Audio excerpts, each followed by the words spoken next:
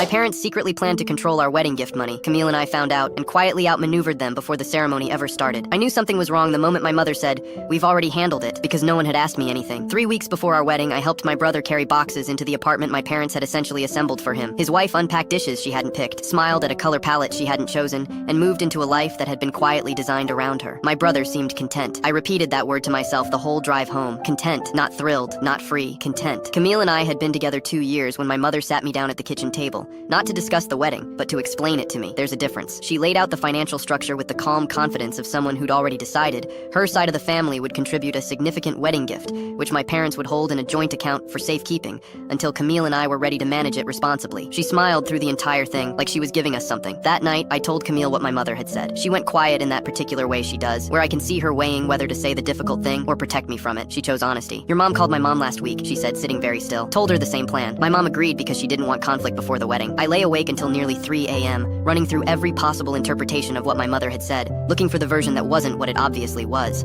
I wanted to be wrong.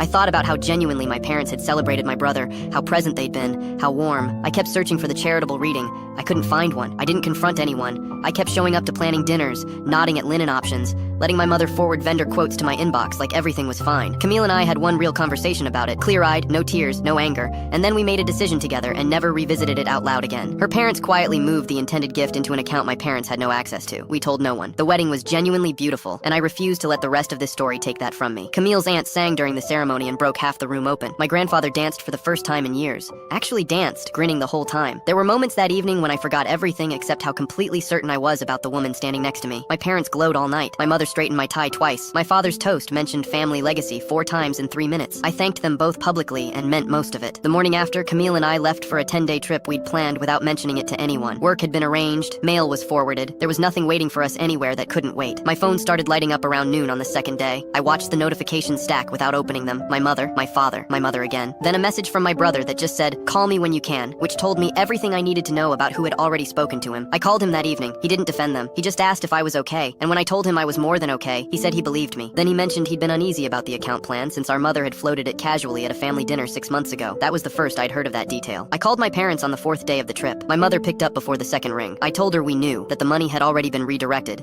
and that Camille and I were fine. I told her I loved her, and that I had no interest in a drawn-out argument. She cried, which I had expected. My father took the phone and told me I was making something out of nothing, which I had also expected. I said I'd call again in a few weeks, and I meant that too. I'm not someone who severs ties easily. They're still my parents. But last month I watched Camille unpack our own dishes into our own kitchen, in an apartment we chose together, and something moved across her face that I never saw on my brother's. That expression, that specific, quiet, unperformed happiness, is the only part of the story that actually matters.